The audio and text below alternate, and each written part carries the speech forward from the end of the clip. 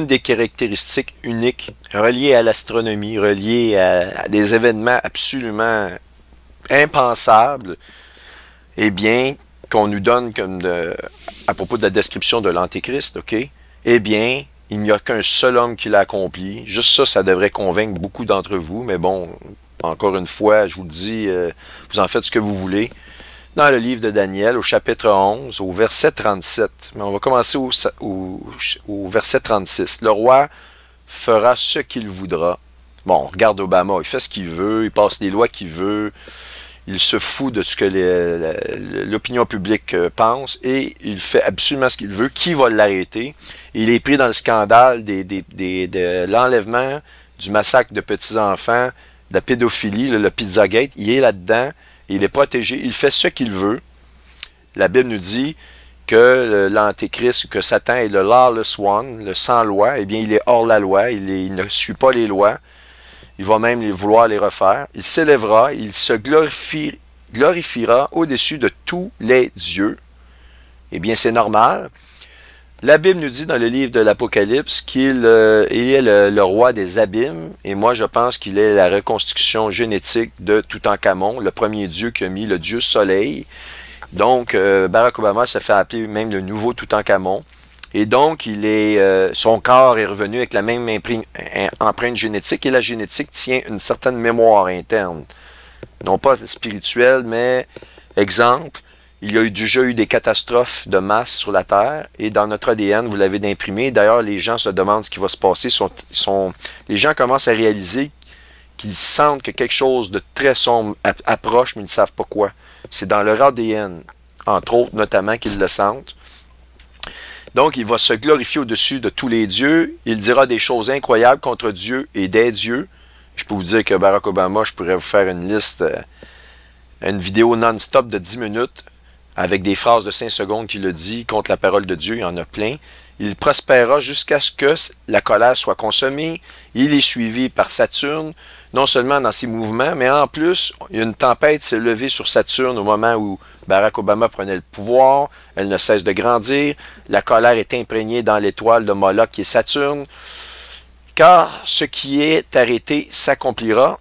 Il n'aura d'égard ni au Dieu de ses pères, ni à la divinité qui fait le délice des femmes. Et on sait que il est homosexuel ici. Il n'aura d'égard à aucun autre Dieu, à aucun Dieu, car il se glorifiera au-dessus de tous. Eh bien, vous devez savoir que Obama est celui qui a activé ISIS. Et regardons ce que ISIS a fait. ISIS a détruit énormément de statues, d'artefacts des dieux anciens. Et voici ici une preuve. On le voit dans le titre, Destruction d'un héritage culturel par ISIL. ISIL ou ISIS, ok? Je ne vais pas rentrer dans les détails, mais ici on le voit en train de... Ils ont détruit la statue de Nimrod. Écoutez bien, Nimrod. Écoutez, vous voyez ici le dieu Nimrod. Vous le voyez ici. Dans la ville, dans une ville d'Assyrie, de l'ancienne Assyrie. Alors, c'est tous des artefacts qui sont reliés à l'Assyrie. Et il n'a pas... On dit qu'il n'y a pas d'égard au dieu de ses pères. Si c'est ses pères, ça veut dire que ses pères sont des dieux assyriens. Donc, il détruit les dieux assyriens. Donc, il détruit les dieux de ses pères. Je ne connais aucun homme sur la planète Terre qui a ordonné la destruction de ces artefacts-là. Ça correspond à la parole. Vous avez le choix, votre intelligence et la parole de Dieu. Qu'est-ce que la parole vous dit? Eh bien, moi, j'ai décidé de suivre exactement mot à mot ce que la parole me dit. Et d'où ma conclusion que Barack Obama va être l'Antéchrist. Il ne le sait pas encore, n'est pas encore investi de l'esprit de Satan, mais il va l'être éventuellement. Et cet homme-là a toutes les caractéristiques, comme je vous l'ai dit. Je veux dire, je peux vous donner encore une dizaine de preuves comme ça. Mais on pourrait rentrer dans les détails, je ferais des vidéos, je pourrais avoir 50 heures de vidéos juste pour vous montrer les preuves qui correspondent à la parole de Dieu. Par conséquent, on s'éloignerait de l'actualité et de ce qu'on veut savoir, nous. Ce qui nous réconforte, c'est qu'on est proche du retour de Christ et de l'enlèvement. Et c'est ça qui nous motive. Donc, je vais me concentrer là-dessus. Alors, merci encore pour votre écoute et soyez tous bénis. Pour pousser un peu plus loin la chose, ce que je peux vous dire, c'est un détail que j'avais oublié de vous parler, c'est que je crois que ces vagues énergétiques-là, du UNAPCU, qui nous proviennent du centre de la galaxie, vont être responsables de la prophétie, en fait, des signes qui nous sont donnés pour l'avènement du jour de l'Éternel, c'est-à-dire de l'entrée dans les grandes tribulations. Et voici pourquoi. On le voit dans Joël 2,31, le soleil se changera en ténèbres et la lune en sang, avant l'arrivée du jour de l'Éternel, de ce jour grand et terrible. Beaucoup ont pensé que ça pouvait être des éclipses. Moi, j'avais toujours eu un doute. Je pense que ces vagues d'énergie-là, je ne peux pas vous dire si c'est la prochaine qui pourrait le créer, ce phénomène-là, mais risque d'affecter notre soleil et de créer de véritables, pas des trous noirs, mais des taches noires, des taches sombres sur le soleil, et probablement le rendre complètement noir parce que lui-même possède un champ magnétique qui protège, si vous voulez, l'ensemble du système solaire. Bon, on voit ici le principe, c'est le soleil, et ça c'est son champ magnétique, son champ énergétique. Il entoure le champ magnétique de la Terre, comme vous voyez ici, ça fait comme une pieuvre un peu. Eh bien, cette barrière-là ici que vous voyez est un peu équivalente à la barrière de la Terre que vous voyez ici en bleu foncé, avec des lignes qui s'en vont vers l'extérieur de plus en plus faibles. Mais ce bouclier-là de la Terre nous protège contre les rayons du Soleil, mais ces rayons du Soleil-là, ce vent solaire-là, lui-même, crée une enveloppe supérieure qui nous protège des rayons cosmiques. D'ailleurs, protège aussi l'ensemble de notre système solaire contre les rayons cosmiques. Mais on va parler de la Terre. Eh bien, ce que je peux vous dire, c'est que la première vague qui est venue de derrière la Terre a inversé notre champ magnétique et a complètement renversé les lignes de vent solaire. Au lieu d'aller du Soleil vers la Terre, eh bien, se sont inversés, ont inversé complètement dû à la puissance de cette vague d'énergie, si vous voulez, du mois d'octobre. Et donc, je pense que lorsque cette vague de puissance-là, cette vague d'énergie-là va frapper la surface du Soleil, eh bien, peut créer un phénomène qui pourrait expliquer ce fameux verset-là ici, de Joël 2,31, que le Soleil se change en ténèbres et la Lune en sang. Et si on va dans le livre de l'Apocalypse maintenant, ça c'est dans le chapitre 6, le verset 12, « Je regardai quand il ouvrit le 6e sceau, et il y eut un grand tremblement de terre. Le soleil devint noir comme un sac de crin, la lune entière devint comme du sang, et les étoiles du ciel tombèrent sur la terre comme un figuier secoué par le vent violent, comme lorsqu'un figuier, secoué par un vent violent, jette ses figues vertes. » Donc là, il va y avoir un pôle shift, le ciel se retira comme un livre qu'on déroule. Pour créer tous ces problèmes-là ici, ce qu'on a ici comme vague d'énergie pourrait créer, et aussi vous allez me parler de Planète X, écoutez, tout converge, tout va converger ensemble. Je peux vous dire que le monde va subir des cataclysmes comme jamais dans l'histoire de l'humanité, depuis sa création, n'a obtenu. On va vraiment rentrer dans une période extrêmement difficile. La colère de Dieu va vraiment s'abattre de façon très prononcée. Vous avez intérêt à pu être à la surface de la Terre quand ça va se produire. Donc, je vais vous mettre un extrait de la vidéo produite par ce site-là, ici Internet, Monde Mystérieux. Je ne connais pas, j'ai pas regardé plusieurs de leurs vidéos. Mon but ici, c'est de vous montrer. Je vais vous donner le lien dans la description de la vidéo, de toute façon, de ce site Internet-là, de cette chaîne YouTube-là, pour que vous puissiez aller voir la vidéo par vous-même. Et c'est celle-ci, pourquoi Barack Obama ordonne aux États-Unis de se préparer pour des énormes tempêtes cosmiques et solaires.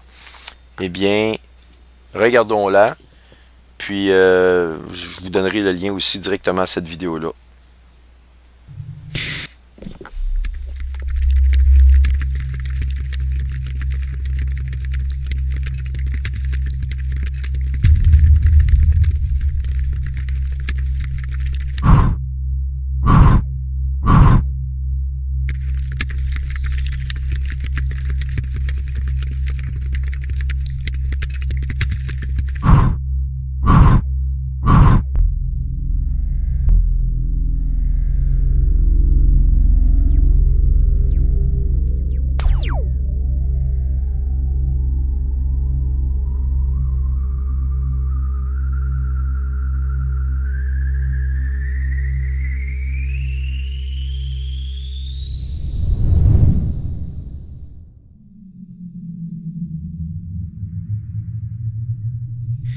Bonjour à tous et bienvenue sur Monde Mystérieux.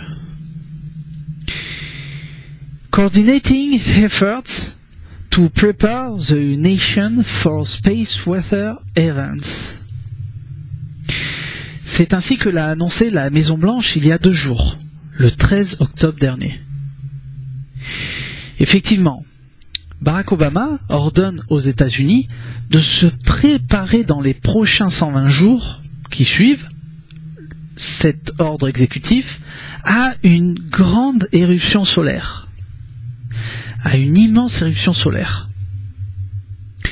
La Maison Blanche a donc délivré au public un ordre exécutif que vous pouvez très facilement voir sur le site de la Maison Blanche, whitehouse.gouv.gouvernement. Le plus curieux dans tout ça, c'est qu'il y a quelques jours de cela, le mois dernier, l'Allemagne elle-même délivrait à sa population le même genre d'avertissement, c'est-à-dire de se préparer en ration alimentaire, en ration d'eau, en piles, batteries, pour se préparer à un événement. Lors de cette prévention, tout le monde pensait que c'était une prévention antiterroriste. Mais nous sommes en train de voir aujourd'hui que ce n'est pas une prévention antiterroriste. Pourquoi l'Allemagne s'est-elle préparée à ce genre d'événement? À quel événement? Ce que veut Barack Obama pour les États-Unis, c'est de coordonner les forces exécutives pour préparer la nation à un événement, écoutez bien, un événement climatique spatial. C'est ainsi qu'ils le disent dans l'ordre exécutif, dont je vais mettre le lien en dessous de la vidéo, dans l'explication en dessous de la vidéo, pour que vous puissiez cliquer dessus et voir cet ordre exécutif. Barack Obama l'annonce ainsi: par l'autorité investie en moi, en tant que président par la Constitution et les lois des États-Unis d'Amérique, et pour préparer la nation aux événements climatiques spatials, il est ordonné de la manière suivante. Et l'ordre exécutif est partagé en 7 sections différentes. Par exemple, la première section, section 1. Cet événement, cette perturbation climatique spatiale peut se représenter en 3 phénomènes. En éruption solaire, particules énergétiques solaires, perturbation géomagnétique. Je rappelle que les éruptions solaires peuvent affecter aussi bien les centrales nucléaires, mais aussi bien l'eau potable. Vous imaginez une ville pendant quelques mois sans eau potable? Vous vous êtes déjà posé la question comment une ville ferait sans eau potable, sans nourriture, sans électricité?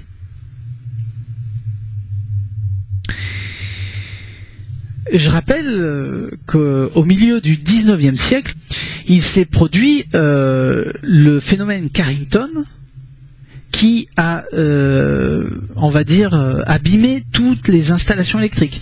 Et ce n'est pas une blague. Ce n'est pas une blague. En ces temps-là, jadis, il y avait très peu d'installations électriques, mais il s'est passé ce phénomène.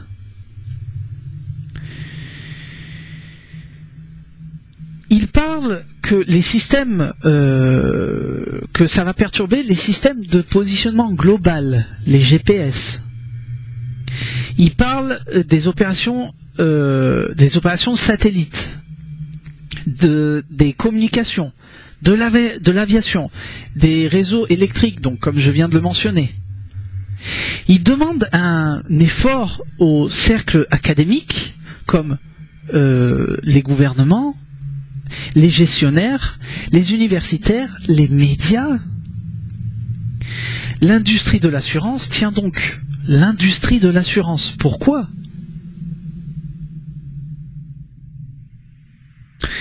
Il demande à toutes ces structures de se rassembler pour essayer de trouver une solution aux prochaines perturbations solaires qu'il va se passer dans ces prochains 120 jours. Ils savent quelque chose. Qu'est-ce qu'ils savent que nous ne savons pas? En tout cas, c'est quelque chose de sérieux. Il demande aux organisations aussi sans but lucratif, plus au secteur privé. Il avertit son système national également pour améliorer la capacité de prévoir cet événement climatique spatial. Ça devient quelque chose de très sérieux. Je ne sais pas si vous vous rendez compte. Section 2. Il demande des programmes aux organismes d'action pour atténuer cet événement qui est imminent. Il y a de quoi se poser des questions. Section 3. Il demande la protection de migration et aux protocoles qui doivent améliorer les solutions pour trouver des solutions à ces risques importants. Donc tout ce qui est bien sûr tout ce qui est l'eau, l'énergie, le transport, la sécurité. Si demain il n'y a plus d'électricité, comment on va faire ? Combien de temps ça va mettre si réellement il se passe un événement de ce genre? Combien de temps ça va prendre pour que tout se remette en ordre? Comment nous allons faire pour se mettre au goût du jour et savoir qu'est-ce qu'il est en train de se passer, notamment donc en ce qui concerne donc la police, en ce qui concerne la défense nationale, donc en ce qui concerne la protection civile, c'est assez inquiétant. Je rappelle qu'en 77, il y a eu par exemple à New York une coupure générale d'électricité qui a engendré des révoltes, des manifestations, certains quartiers ont été complètement dévastés par des bandes mal intentionnées. Section 4. Il demande donc à tous ces organismes une fois d'avoir trouvé, peut-être après ces 120 jours d'éruption, on va dire de phénomènes climatiques spatials, de trouver une solution à ces problèmes. Et je le répète, c'est quelque chose de sérieux là. Alors bien sûr, peut-être que certains d'entre vous vont me dire qu'en 2012, il s'est passé la même chose. Moi je me rappelle qu'en 2012, le président de la NASA avait averti au public qu'il fallait se préparer à quelque chose, qu'il n'y a rien eu. Et beaucoup d'entre vous diront, mais on continue à être là, on continue à vivre, on continue à faire la fête. Mais c'était pas au même niveau que ce qui s'est passé là le 13, que cet ordre exécutif.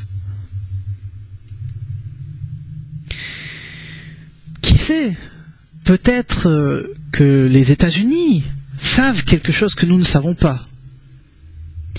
Il appelle également à tous les secteurs, y compris la NASA, à expliquer de façon plus correcte ces événements à venir. Tout est expliqué dans l'ordre exécutif. Je le rappelle, je vais mettre le lien en dessous de la vidéo pour que vous puissiez cliquer dessus. Bien sûr, l'ordre exécutif est en anglais. Pour ceux qui ont besoin vraiment de savoir, n'hésitez pas à utiliser Google Traduction. Et effectuez-le paragraphe par paragraphe. C'est assez compliqué à comprendre. Mais en tout cas, cet ordre exécutif est là. Que veut nous dire Obama ? Que veut nous prévenir les États-Unis? Je le rappelle, le mois dernier c'était l'Allemagne. Aujourd'hui les États-Unis. Que fait la France dans tout ça? Ou l'Europe? Que fait l'Europe? Je le rappelle, en 2012, il ne s'est rien passé. Qui sait? Peut-être que ce calendrier Maya a averti qu'il allait se passer quelque chose entre 2012 et ce qui allait suivre. Pensez-le. Je ne veux pas alarmer mes abonnés ou ceux qui viennent de s'abonner. Je veux juste prévenir. Mais je vous invite à prendre en considération cet ordre exécutif, cette prévention, à se poser des questions, à faire des recherches et à se mettre au goût du jour pour savoir ce qui se passe réellement dans le monde. À la fin du paragraphe de cet ordre exécutif, ils expliquent très bien que cet événement climatique spatial va se passer entre la Terre et le Soleil, mais aussi dans le système solaire. C'est ce qu'explique cet ordre exécutif.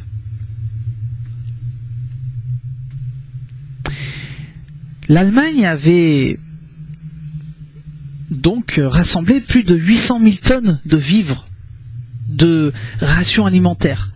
Et avec 150, ils ont distribué sur 150 points différents pour distribuer ces rations alimentaires. Que va-t-il arriver? Que va-t-il se passer? À quoi on se prépare? Pensez-y, pensez-y. Bien sûr, si j'ai plus d'explications aujourd'hui, si nous avons plus d'explications ici dans Monde Mystérieux, on vous informera de ces explications, de ces événements qui sont assez importantes. La NASA délivre plusieurs dates. 120 jours, 90 jours, 60 jours, 180 jours.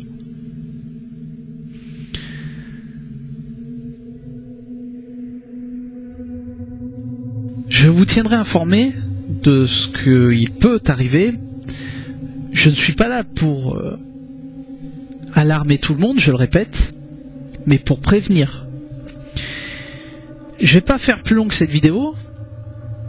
Je voulais que vous le sachiez, que ce que la Maison Blanche a délivré le 13, et à prendre en compte de cette date, que depuis le 13 jusqu'à 120 jours, ce qui est expliqué dans cet ordre exécutif.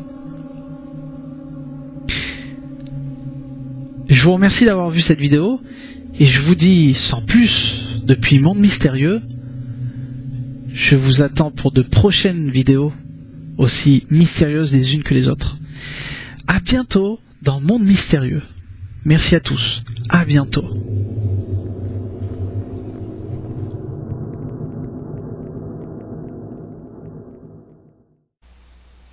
Alors, une petite parenthèse ici un peu plus personnelle. Je veux juste vous dire que ceux qui ont utilisé le bouton donation ici et qui m'ont envoyé des offrandes, eh bien, vous allez recevoir un message de remerciement très bientôt. Je ne l'ai pas fait parce que j'ai travaillé vraiment à temps plein. Comme vous pouvez le voir, j'ai produit beaucoup de vidéos. Et avant la production de chacune de ces vidéos-là, il faut placer tout dans son ordre, mettre son esprit, se préparer, etc., etc. Et c'est vraiment toute une tâche et beaucoup d'heures. Donc, j'ai vraiment consacré à temps plein.